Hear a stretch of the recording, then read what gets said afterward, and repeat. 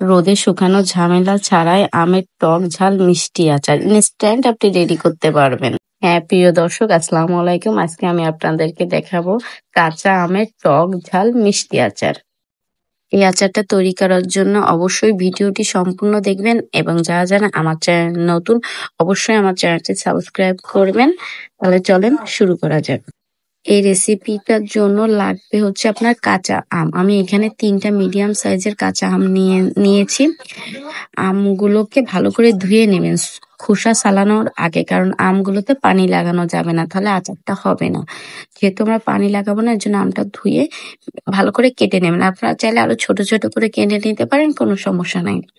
আমি আমগুলোকে ভালো করে কেটে নিয়েছি। এখন হচ্ছে আমগুলোতে সামান্য একটু লবণ এবং এখানে আমি একটু 1 কাপের মতো চিনি দিয়েছি। লবণ আর চিনি দিয়ে আমটাকে আমি ভালো করে মাখিয়ে রেখে দেব। একটা ঢাকনা দিয়ে আপনারা খুব সুন্দর করে আমটাকে 15 মিনিটের জন্য রেখে দিন। এখন আরেকটা শুকনো পাত্রে আমি 2টা শুকনো মরিচ, গোটা জিরা আর একটু রাঁধুনি নেব। এটা একটু ভালো করে ভেজে নেবেন, হালকা করে ভেজে নেবেন, বেশি ভাজার দরকার নেই, যাতে পুড়ে না যায় মশলাটা। আপনারা চাইলে এখানে মেথিও ইউজ করতে পারেন, তো আমার বাসার লোকজন মেথিটাকে একটু অ্যাভয়েড করে, দ্যাটস ওয়াই আমি ইউজ করিনি। আপনারা চাইলে এতে মেথিটাও ইউজ করতে পারেন, একটা ভালো ফ্লেভার আসবে। এখানে আমার মশলাটা অলমোস্ট ভাজা হয়ে আসতেছে। এখানে আমি এটাকে জাস্ট নামিয়ে নেব।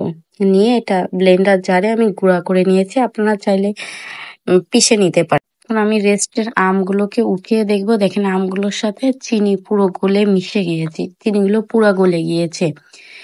এখন হচ্ছে আমি আরেকটা প্যান নিব।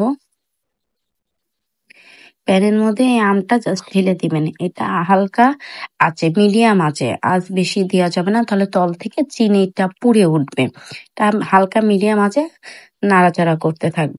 আমগুলো যখন দেখবেন একটু নরম হয়ে আসছে আগের থেকে, তখন হচ্ছে আমগুলোর ভিতরে একটু শুকনো মরিচের গুঁড়া দিবেন, যাতে কালারটা ভালো আসে। হালকা একটু মরিচ দিলেও খেতে ভালো লাগবে, যেহেতু মিষ্টি দিয়ে হয়েছে।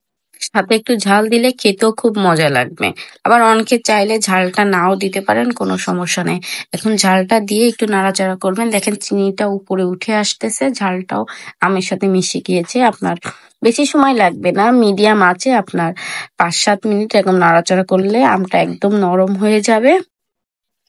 এরপর আমটা নরম হয়ে যাওয়ার পর আপনার যে মশলাটা আপনি গুঁড়ো করে রেখেছিলেন, ওই মশলাটা অবশ্যই ঢেলে দেবেন। দেওয়ার পর হচ্ছে হালকা নাড়াচাড়া করবেন।